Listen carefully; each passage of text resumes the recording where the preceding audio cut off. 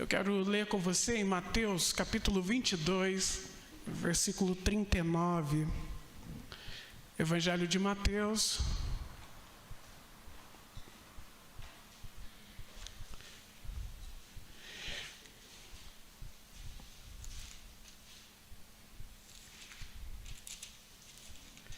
capítulo 22,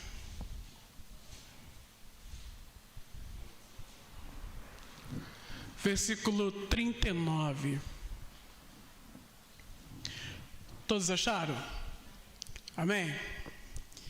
Então vai dizer a palavra do Senhor para nós nessa noite.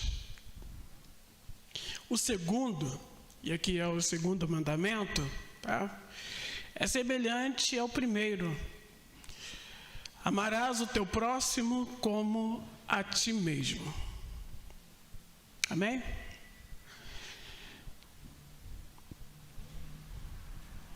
É interessante Jesus estabelecer aqui, de uma forma reduzida, os 10 mandamentos e transformando esses 10 mandamentos em 2, né? Amará o Senhor teu Deus e logo depois, então, pelo que nós lemos, amará o próximo como a ti mesmo. Jesus, então, está nos levando a um caminho de retorno à imagem e à semelhança da qual Ele criou este homem para viver. Então, o ser humano, ele é possuidor, né, da imagem e semelhança do Senhor. E a partir do Gênesis, capítulo 3, nós vamos ver então a imagem do Senhor e a semelhança sendo quebrada. E nós vemos então essa imagem e semelhança vivendo então um tempo de reducionismo, tá? Isso porque diante da esfera da queda, né, que nós vamos ver em Gênesis capítulo 3, nós vamos ver que a cobra, né, ou a serpente, a Bíblia vai dizer que ela era mais sagaz, né? Lá no original, essa palavra sagaz significa arum, né? Arum, ou essa sagacidade, esse jeito sagaz, oportunista, né, de fazer as coisas independente de Deus. Então a serpente conseguiu transformar o homem também em pessoas que deixaram de viver a imagem e a semelhança do Senhor para viver então agora esse tempo de sagacidade. E nós nos tornamos, segundo então a palavra no hebraico, arumim, ou sagaz também. Sagaz nas nossas relações, sagaz no nosso jeito de viver, de olharmos para o outro, sagaz na maneira como nós nos comportamos, sempre diante de uma perspectiva que foge dessa imagem e semelhança de Deus. Então, Deus nos criou seres morais, Deus criou o ser humano com um princípio ético, e para viver então de forma moral, principalmente respeitando a si mesmo e ao outro. E aí, Mateus capítulo 22, verso 39, é o retorno a este modo de ser e de viver com o outro, reconstruindo relacionamentos. Então, se meu relacionamento através da queda se tornou sagaz ou se tornou destrutivo, eu não sabia então me relacionar com o meu próximo, nós vamos ver então Moisés estabelecendo os 10 mandamentos, né? Os 10 mandamentos é o direito à vida, porque os 10 mandamentos é a minha relação com Deus e com o próximo. E talvez a minha relação com o próximo seja até maior, porque é uma relação um tanto quanto mais próxima e pessoal. Então, se Deus estabelece para Israel os 10 mandamentos, é porque, na realidade, Israel precisava manter uma relação de vida. Porque eles eram autodestrutivos, eles eram pessoas capazes de matar e de destruir, de viver uma vida explosiva. E por isso os 10 mandamentos eram um chamado à vida, de proteção a si mesmo e a do próximo. E aqui novamente Jesus ele traz à tona a importância dessa proteção do próximo. desse cuidado que nós precisamos ter com o próximo, de nós não sermos sagazes ou nos tornar a nossa relação altamente destrutiva. Para que você que está aí agora nos assistindo, e você que está aqui nessa noite aqui, no culto, possa entender que Deus, em Cristo Jesus, deu possibilidade dos seus relacionamentos não serem, então, altamente destrutivos. Que na sua relação com o seu marido, com a sua esposa, com a sua relação com os seus filhos, não venha então ter essa pitada de sagacidade para então levar você a excluir então o seu marido, a sua esposa, os seus filhos. Não levar então pais a colocar os seus filhos no lixo ou abortarem, ou fazer com que filhos magoem, destruam então sua relação com seu pai. Viver então essa relação de amar ao próximo, ela é um tanto quanto mais difícil, porque lidar com o próximo, você precisa estar muito bem resolvido, para você então poder encarar essa jornada, porque ela é muito difícil. E eu sei que na tarefa de amar ao próximo, ela vai nos levar então a um caminho de amor, um caminho de possibilidades e um caminho de construção. Mas esse caminho, segundo a palavra aqui, é um caminho segundo a perspectiva cristã. E não segundo a perspectiva da amizade. Não segundo a perspectiva da pessoa que eu gosto. Não segundo a perspectiva até mesmo familiar. Mas segundo a perspectiva de Cristo. Por isso Jesus está chamando a gente a esta meditação, essa reflexão. Quem é o próximo? Quem é o seu próximo? O seu próximo é aquele que você precisa urgentemente dar proteção e dar um teto. Diante de tempos tão turbulentos e tão pueril, diante de embates, nós precisamos entender que nossa vida precisa ser, então, uma casa que possa abrigar não simplesmente aqueles que eu gosto, mas também aqueles que eu tenho dificuldade e também aqueles que eu nunca vi.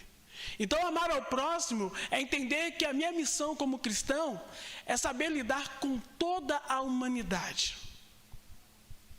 Não é uma relação de preferência, é uma relação de oportunidade. É aquele que está diante de mim, mesmo que este que esteja diante de mim seja a pessoa que me maltratou, mesmo que este que esteja diante de mim seja aquela pessoa que aprontou em toda a sua vida, colocou uma faca nas minhas costas. Mas Jesus, ele nos dá os recursos para poder enfrentar toda mágoa ou toda relação destrutiva, a fim de reconstruir e voltarmos então a essa imagem e a essa semelhança com Cristo. Paulo sabia que o chamado de Deus para a vida dele era muito difícil. E que viver o projeto de vida diante então do chamado que soa como algo muito difícil para uns ou para outros, leva então a gente à crise. Tanto é que Paulo ele vai dizer para a gente que o bem que eu quero, isso eu não faço, mas o mal que está em mim, isso eu faço.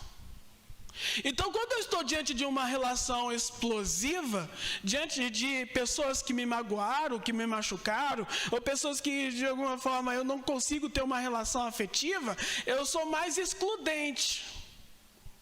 Eu não consigo demonstrar o meu cristianismo para as pessoas que me magoam. Eu não consigo abrir a porta da minha vida, do meu coração, para as pessoas das quais trouxeram um trauma para a minha vida, para o meu coração. Mas Jesus está nos mostrando que se eu quero viver e dar a oportunidade da pessoa também ter uma sobrevida, eu preciso utilizar o viés do amor.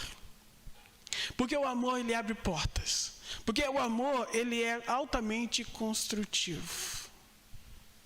Então, o desejo de Jesus, quando ele estabelece o amor ao próximo, é que a gente dê então guarida, é que a gente dê então possibilidade de uma sobrevida para aqueles que estão definhando na vida.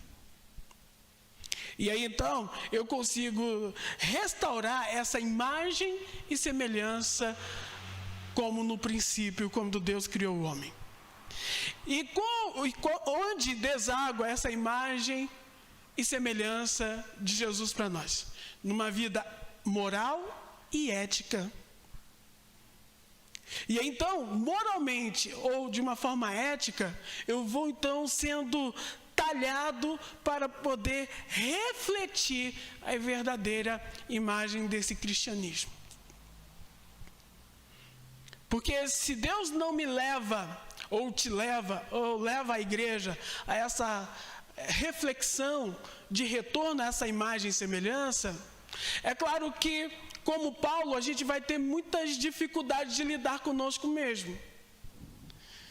Porque eu vou olhar simplesmente para o meu próximo como aquele que me traiu, como aquele que colocou o pé para que eu tropeçasse, ou que eu pudesse então ver aquele homem como aquele que deveria ser destruído, ou aquele que eu devo então competir com ele. Eu quero aquela vaga de emprego que o meu oponente, que ele morra, mas eu quero a minha vaga de emprego.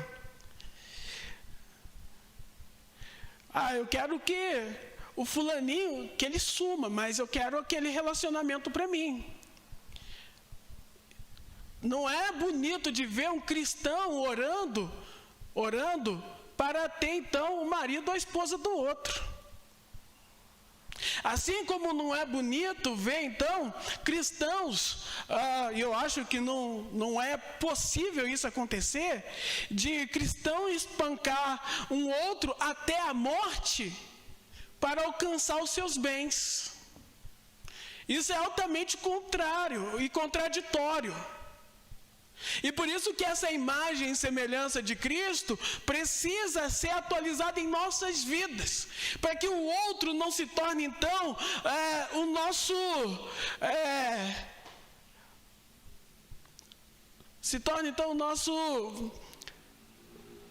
nossa ponte, ou nosso rio de mágoa, o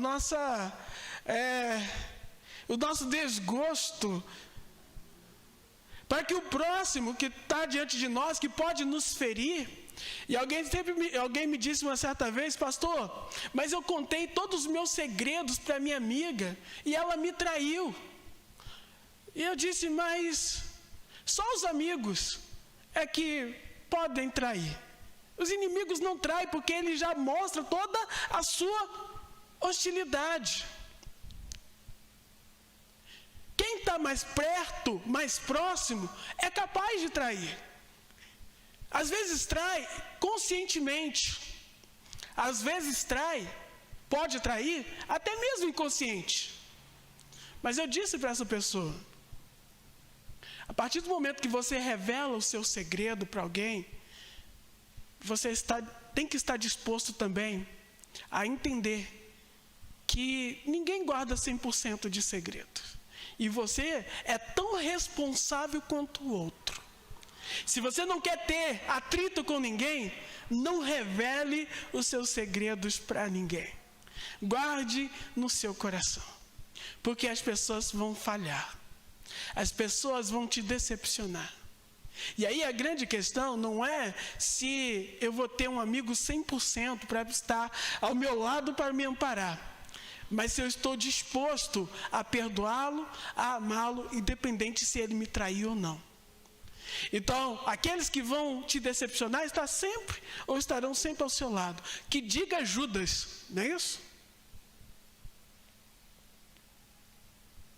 Que diga tantos outros que na esfera da Bíblia foram capazes então de quebrar com vínculos e relacionamentos. Que diga Jacó, que roubou o direito da primogenitura do seu irmão. Então todos nós somos capazes na esfera da vida de magoar, de entristecer, de excluir pessoas.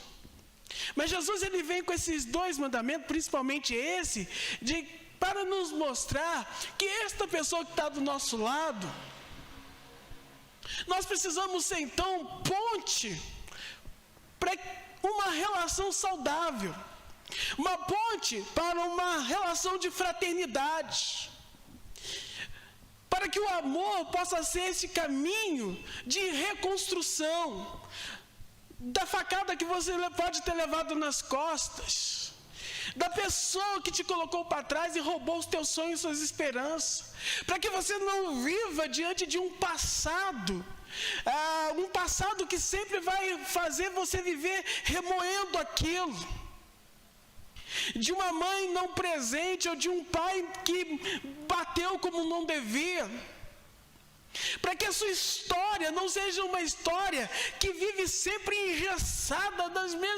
nos mesmos adoecimentos. Porque quando eu não amo o meu próximo, quando eu não consigo ser da guarida para esse meu próximo, é claro que nós estamos próximos a adoecer também. E há quem diga que quando nós não utilizamos as ferramentas do amor, do perdão, nós muitas vezes dormimos com o próprio inimigo. E muitas vezes acontece isso mesmo, eu estou magoado, eu estou triste com a pessoa, mas muitas vezes essa pessoa está lá comendo seu churrasco e eu estou deprimido, porque ela não veio me pedir perdão. Eu fico então diante de um mau humor, eu nem consigo dormir porque eu fico com ódio, eu fico com uma tristeza, doido que o carro da pessoa bata, mas eu não consigo então utilizar a ferramenta do amor e da reconciliação. Por isso que Jesus usa na esfera desse cristianismo o amor ao próximo, para que esse próximo não adoeça e não me deixe doente também. E para isso, o amor precisa ser então o resgate deste caráter humano, dessa minha natureza, não uma natureza carnal caída, mas uma natureza capaz de exalar o bom perfume de Deus, trazendo então reconciliação, perdão, trazendo o próximo para perto. Por isso que Paulo aos Romanos, capítulo 13, verso 9, ele vai dizer, Romanos, ele vai dizer para nós que vivemos diante de um padrão ético, plausível, como imagem de Deus. Ele vai dizer, Romanos 13, 9, não adulterarás, não matarás, não furtarás, não darás falso testemunho, não cobiçarás. E se há algum outro mandamento, tudo nesta palavra se resume: amarás ao teu próximo como a ti mesmo. Como a serpente sagaz lá no Éden, podemos então refletir, sem o amor ao próximo, o adultério, o furto, o roubo, o falso testemunho, a cobiça. Podemos ser altamente destrutivos na vida do nosso próximo. Por isso nós precisamos obedecer esse mandamento. Porque quando eu obedeço este mandamento, eu preservo o outro, eu cuido do outro. Essa pessoa pode vir até mim e eu vou poder então dar cuidado e proteção, mesmo que este que vem até mim seja aquela pessoa que mais me frustrou na vida, mais me decepcionou. Mas se Cristo então, Ele me revitalizou e eu fui transformado segundo a sua imagem, o perdão não vai ser uma possibilidade, vai ser um mandamento porque nós vamos fazer como Jesus fez. Pai, perdoa-lhes, porque eles não sabem o que fazem. Estaremos sempre como cristão, sabendo responder à vida, o mal que ela pode então produzir.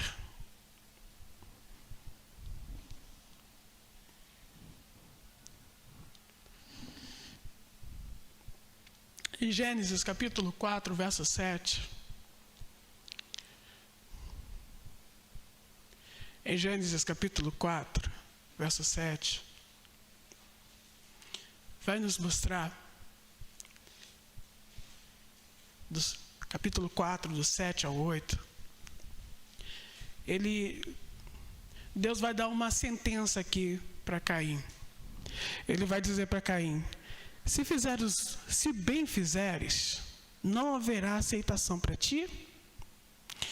E se não fizeres o bem, o pecado jaz à porta, e para ti será o seu desejo, e sobre ele dominarás. E falou Caim com seu irmão Abel. E sucedeu que, estando eles no campo, se levantou Caim contra o seu irmão Abel e o matou.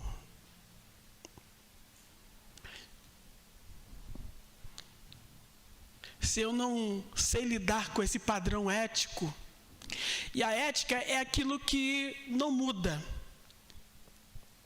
Aqui, Caim sabe muito bem o que ele fez para o irmão dele. Então, antes mesmo dos 10 mandamentos, matar é matar.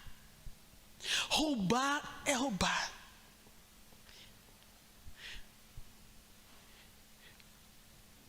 Todos temos, então, essa certeza de que a vida, ela tem um dono, e não está em nós tirá-la, roubá-la ou matá-la. Das pessoas mais letradas, as incautas, ou as iletradas,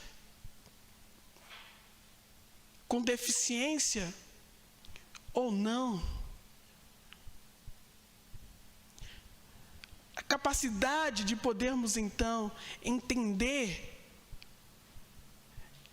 este privilégio que Deus nos deu de viver a vida, e que a vida pertence somente a Deus, de viver então uma vida diante de um padrão, não nos dá a oportunidade de viver outra coisa, senão o estabelecimento desta vida. Mas Cristo nos mostra que está em nossas mãos, assim como estava na mão de Caim, saber julgar entre o certo e o errado. Mas Paulo ele vai dizer: o mal que está em mim, isso eu faço. Eu não sei fazer o bem, eu não sei me comportar, por mais que eu queira.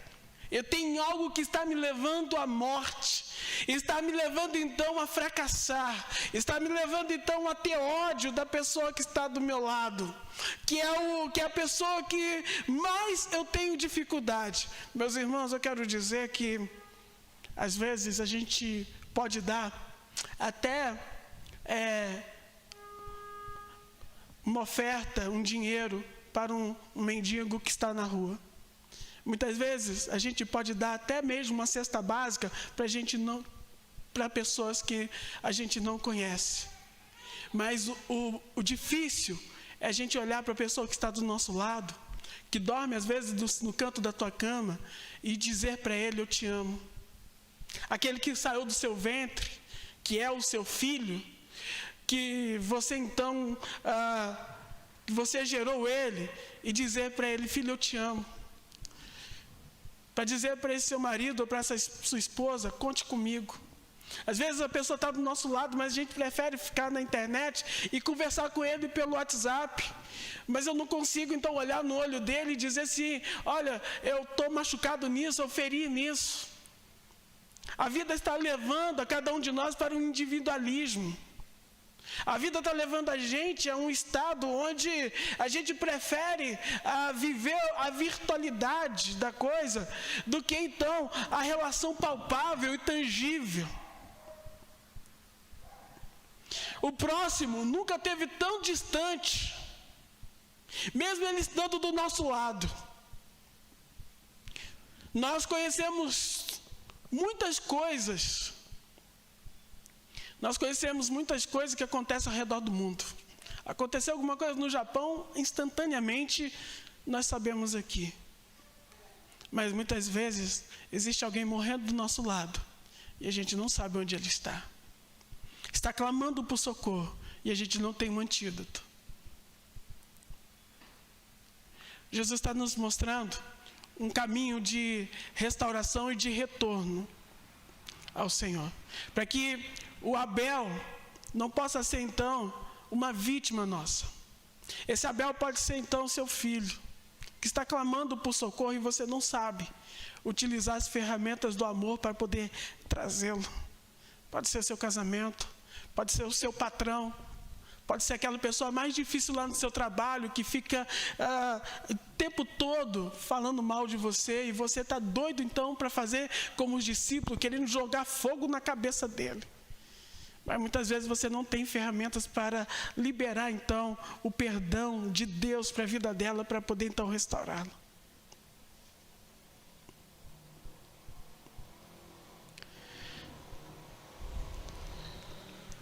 Então, a face de Deus em nossas vidas precisa revelar que nós temos que fazer o caminho ao retorno a uma vida moral e ética. A ética, ela não muda. A moral, ela pode até mudar, Gabi. Sabe? Por isso que Jesus ele vai dizer em Mateus 19:19, honra o teu pai e tua mãe, e amarás o teu próximo como a ti mesmo. Aqui nós estamos diante de um aspecto moral. E diante dos aspectos morais e da mudança que esse aspecto pode gerar, algumas pessoas podem olhar para a sua casa e não ver como espelho. E não ver papai e mamãe como verdadeiramente espelho cristão que revele a glória do Senhor. E por isso, se essa relação moral ela é mutável, é claro que eu posso escutar qualquer outra pessoa, menos a minha casa, menos meu pai e a minha mãe. Porque eu posso olhar os defeitos do meu pai e da minha mãe e dizer assim, não, mas eles não é um exemplo para a minha vida. Porque eles fazem isso ou fazem aquilo. Porque eles são errados.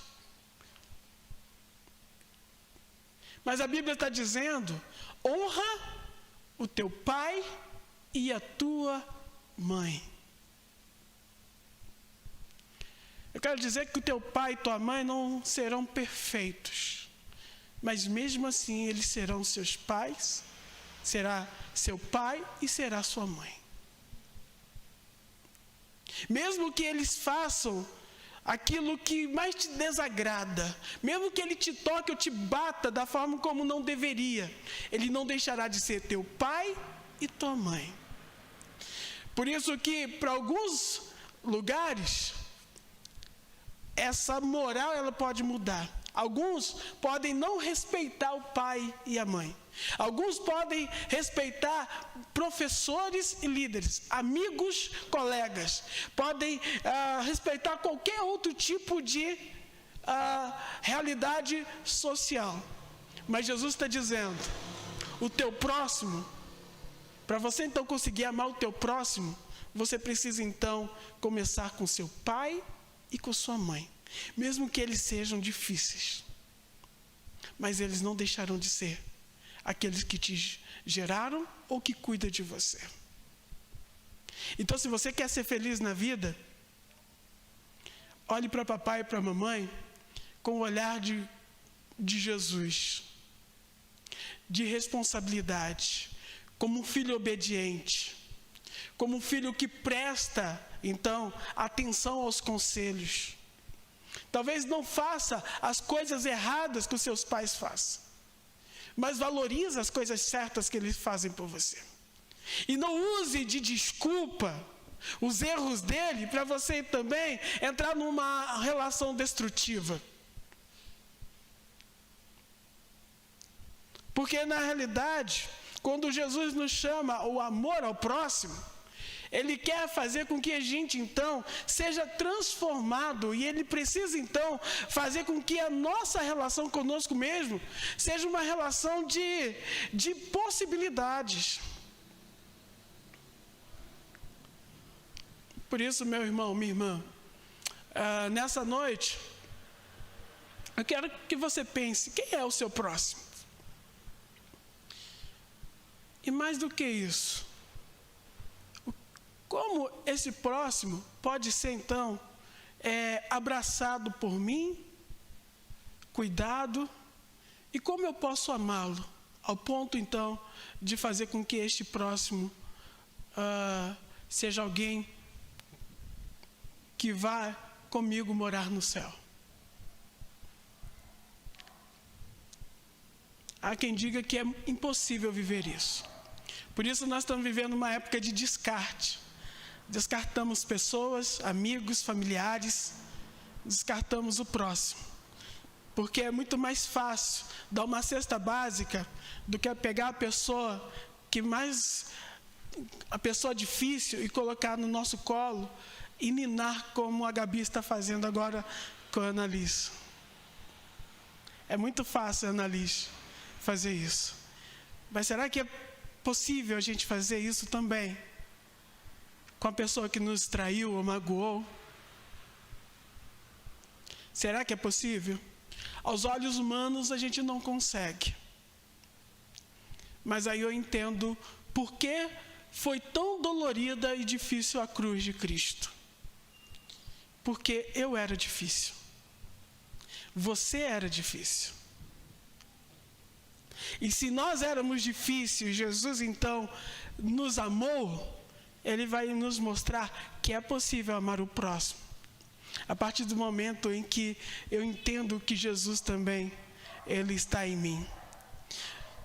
Então, em nome de Jesus, que nessa noite possa ser uma noite de reconciliação consigo mesmo, de reabilitação.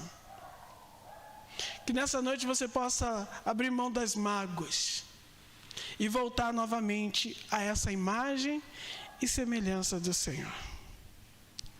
O amor precisa nos levar ao estado de dignidade e de glória.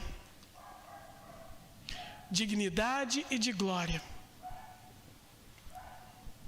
Porque não há nada mais indigno de que passar pela pessoa e olhar para essa pessoa como um lixo, como nada, como um rato, pela sua cor, pela sua religião, pelos seus traumas, olhar pela pessoa pelos seus erros, pelos seus pecados, abandonar as pessoas porque elas não fazem parte do nosso contexto existencial. Não há nada mais destrutivo do que isso. E aí nós precisamos de um coração ajustado, um coração transformado, um coração que exale então perdão e amor. Precisamos retornar à verdadeira imagem e semelhança de Jesus, para que os padrões éticos permaneçam, para que eu não mate, não roube, nem furte, mas para aquilo que é mutável, que é então o descartar o ser humano, não possa ser uma virtude, mas que nós possamos acolher esse ser humano, a fim de que esse ser humano possa ser tratado, cuidado, e não marginalizado. Amar o próximo precisa ser então um mandamento para nós e um caminho possível para a igreja. Feche seus olhos.